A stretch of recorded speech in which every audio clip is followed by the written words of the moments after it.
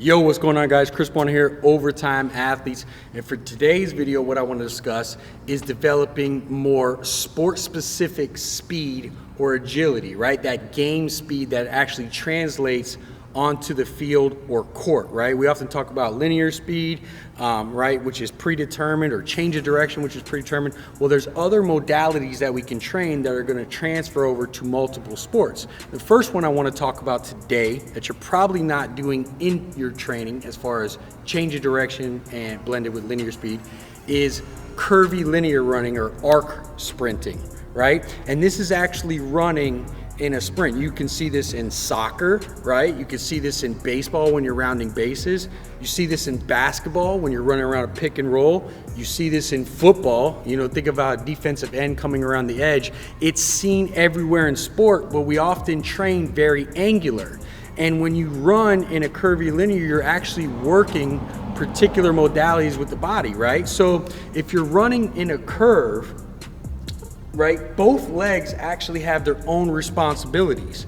If I'm running in a curve, the inside leg is actually my stabilizer, right? Working eversion through the ankle and hip adduction, right? So that's my stabilizer. The outside leg, as I run, right, acts, the foot is more inversion, and the hip acts as my driver forward, that's more abduction. Right? So I'm still sprinting, right? But each foot or each leg has different responsibilities, and it's important that we actually train those independently to get faster at curvy linear arc running.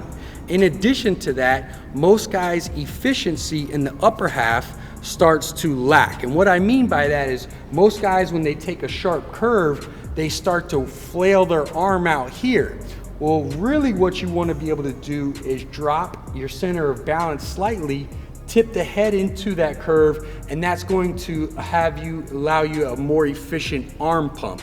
So it's actually important that we actually train these things and train these different modalities and drills that then translate directly over to your sprinting. So I hope that helps. Make sure that you're adding these curvy linear sprints into your training, and I'll catch you guys next time.